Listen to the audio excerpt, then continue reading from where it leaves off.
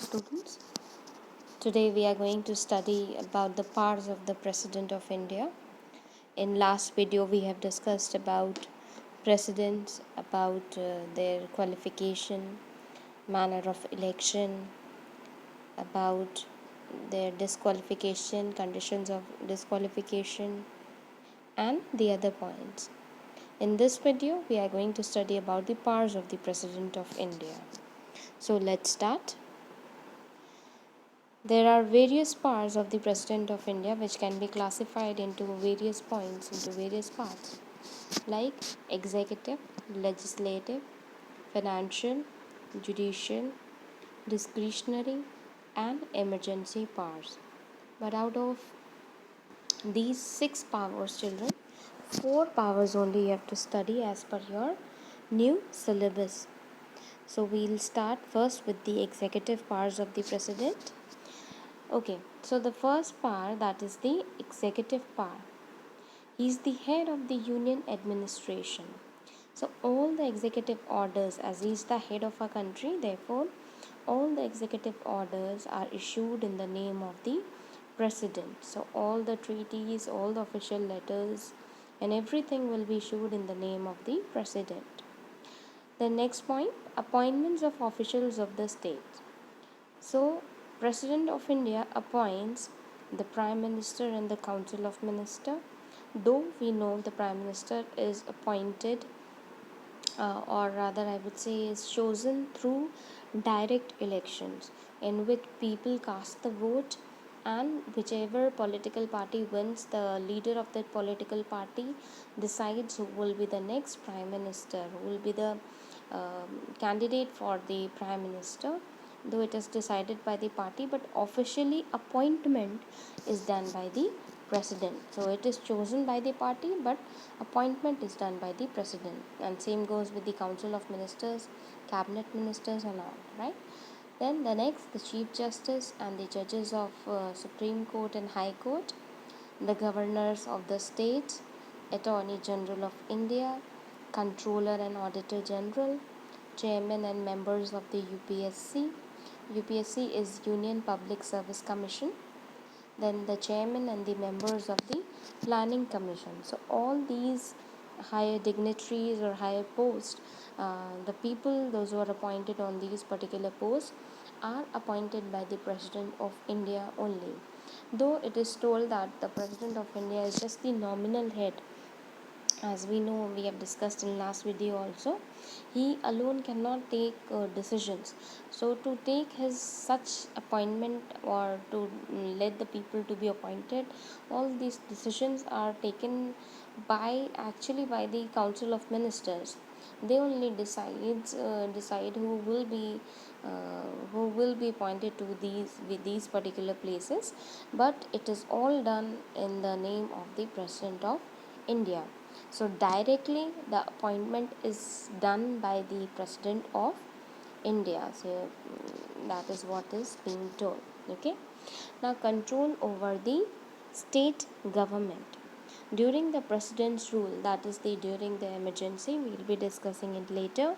During the president's rule, the control of the union government over the state is complete. That means if there is an emergency in a state where the administration of the state cannot be run smoothly, then the authority or the administration comes under the hand of the union government, and here all authority lies with the president.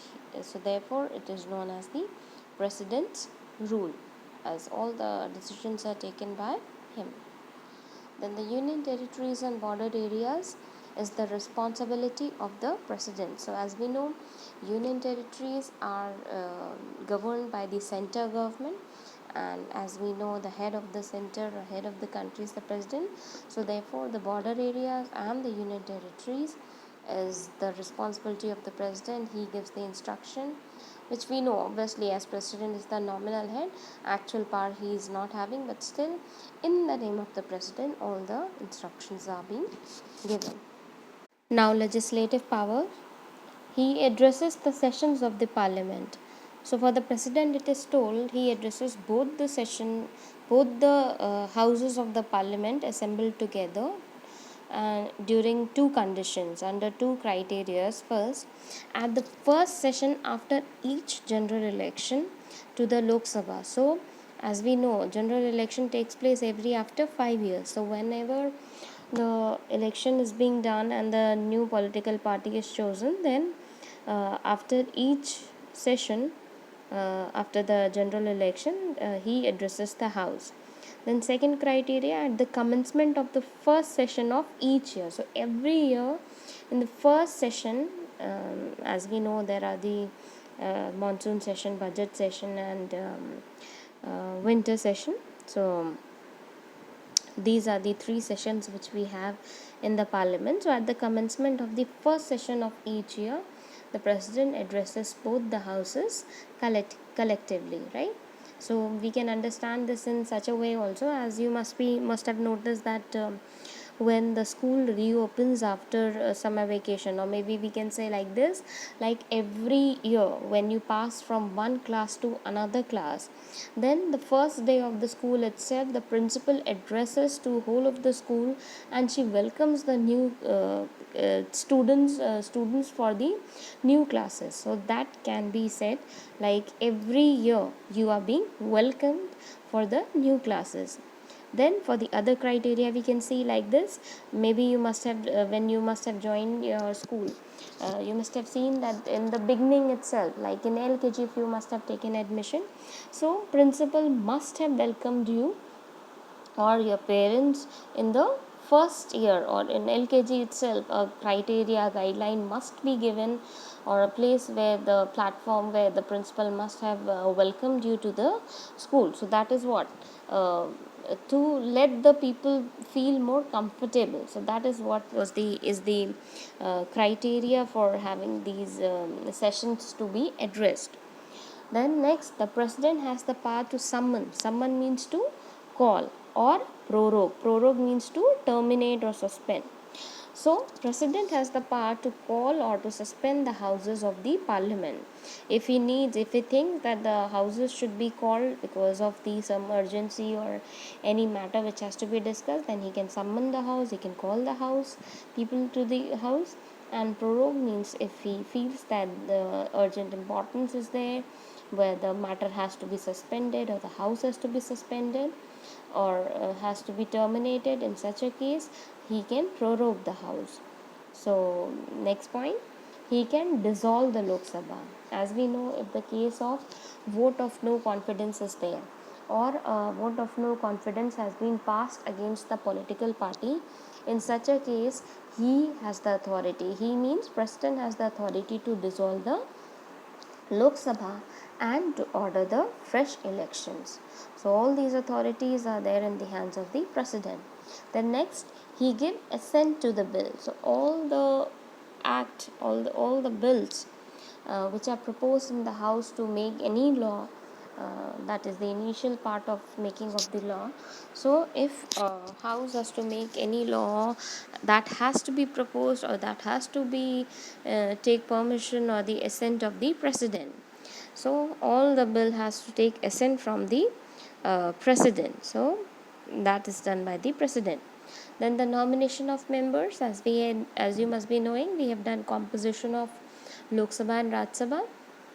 And the president nominates 2 people in Lok Sabha and 12 members in the Raj Sabha from the various field. Then the previous sanction or recommendation. So here the president gives previous sanction or the recommendation for these following matters. First, a bill for formation of new state. As I have told you, if any bill has to be passed in the house, first of all it has to take assent or the consent from the president. So here it is in regarding of formation of new state, or alteration of boundaries of existing states, whichever boundaries are there of the state. If we want to extend the boundary, or if we want to reduce the boundary, that has to take the consent of the president. Then next, a money bill, if it has to be introduced in the house, it has to take the consent. Then a bill involving expenditure from the consolidated fund of India, a bill affecting taxation in which states are interested, and state bills imposing restrictions upon freedom of trade. So all these bills have to take permission to be proposed before they are proposed in the House from the President of India. Now, next, ordinance. Ordinance are laws that are promulgated. Promulgated means which has to be initiated by the President of India, which will have the same effect as an act of parliament. So what is an ordinance, children? This is important. This question is frequently asked in boards. What is ordinance? Ordinance, we can say it is a kind of a temporary law which can be proposed, which can work as a law during the time of an emergency when parliament is not in session. So, at the time when parliament is not in session, when law cannot be passed and there is an urgent need of any law, in such a case, president is having the authority to make that temporary law, which is known as the ordinance. Now, there is a various conditions regarding the ordinances. First of all, the criteria is that parliament has to be the criteria is that he can only issue when the parliament is not in session. Second thing, as soon as when the parliament comes into session, it has to be passed by the members of the parliament within the 6 weeks of the reassembly. As soon as the parliament comes into session, it has to be passed from the house within the 6 weeks. Otherwise, the ordinance will stay cancelled. If it was not passed in the house, it will stay cancelled. And if it is passed, then definitely it will become a law. So like we look over here, ordinance ceases to operate. It will stay cancelled in certain conditions if the parliament does not approve of them within 6 weeks of reassembly, if disapproving resolutions are passed by both houses, and if it is replaced by an act of the parliament. So under these three conditions, ordinance cannot be passed. Then next point, that is the discretionary powers of the president. Discretionary are the special powers which are given to the president, where total discretion or total judgment or decision is taken by the president. So first, in appointing the prime minister when no single party attains majority after elections to the Lok Sabha. So in case of the Lok Sabha election, after the election, if total majority is not being given to any particular ruling particular political party, so in such a case that condition is known as the hung parliament, where the clear majority is not given to one particular political party. So in such a situation, president can use his discretionary power and he can appoint a political party to rule the country, to turn out as the ruling party. Then, appointment of a prime minister in case of sudden death of the incumbent. Incumbent means the person who is holding the post. So if a prime minister who is in office and during his tenure sudden death takes place, so and where the ruling party is unable to meet immediately to elect a leader, so as we know, ruling party only decides the prime minister, and if here the decided prime minister dies during his tenure itself and the ruling party is not able to decide any other candidate for the prime minister, in such a case president can take his discretionary, he can use his discretionary powers. Then when the ruling party has lost majority support in the Lok Sabha, then it was at the discretion of the president to either dissolve the house or to ask another party to prove its majority on the floor of the house. Okay, so under this condition, if the ruling party has lost the confidence in the house, that is, a vote of no confidence motion is passed in the house against the ruling party, in such a situation either he can dissolve the house itself or he can ask another political party to show its majority in the house, so that the fresh election should not take place. Okay, so that there again the discretionary power exists of the president. Then the president can dismiss ministers in case the council of ministers loses the confidence of the house but refuses to resign. So if vote of no confidence is passed and still the ministers are not resigning from the post, as we know, if the vote of no confidence motion is passed, then the prime minister along with its cabinet has to resign immediately.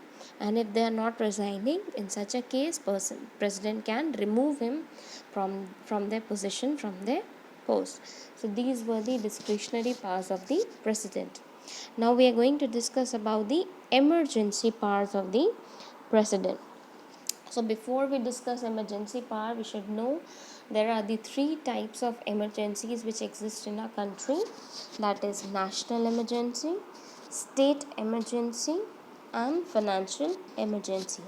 State emergency is also known as the president's rule, right? So national emergency, as the name suggests, it is correlated to the nation.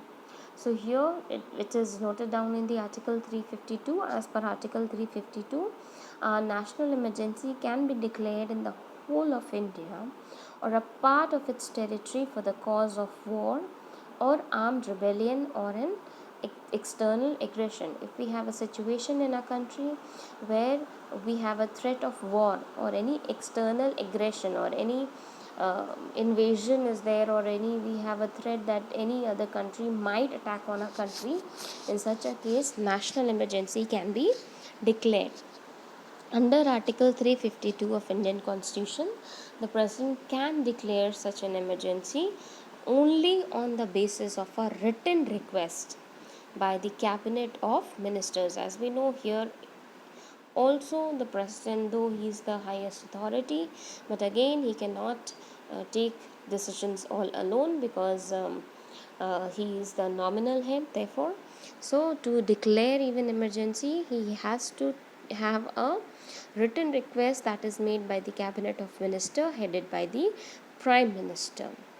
Then proclamation must be approved by the Parliament with the 2/3 majority within 1 month. So it is not only it is just proposed by the cabinet and the emergency is declared, it has to be approved by the 2/3 members which are there in the house, and that too has to be passed within a 1 month. Then emergency can be imposed for 6 months.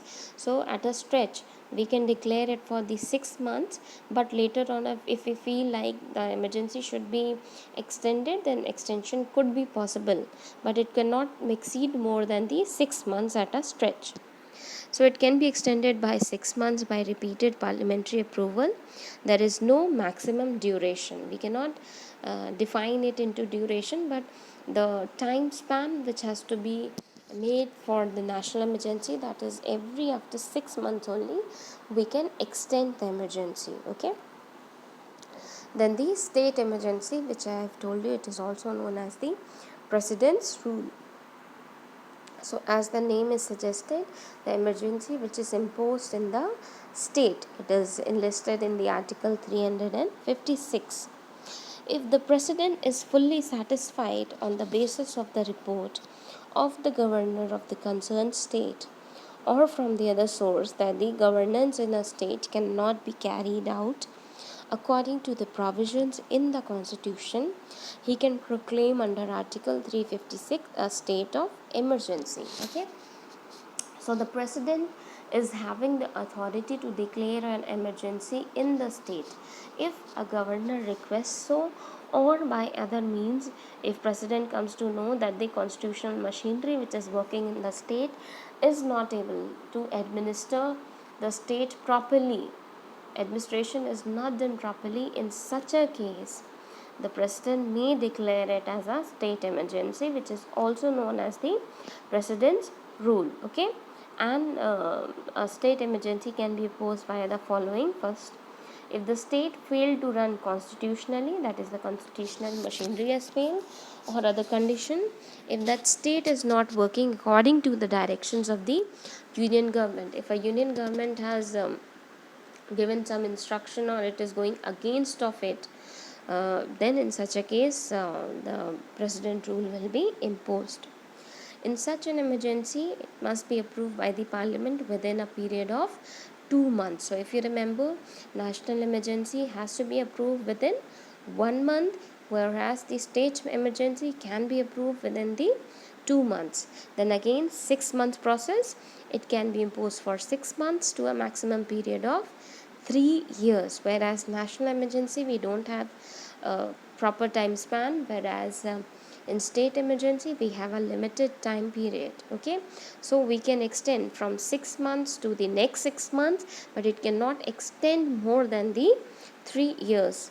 Okay, with repeated parliamentary approval every after 6 months. So every after 6 months we have to take approval. Okay, that is what is the state emergency. Now we are going to discuss about the financial emergency.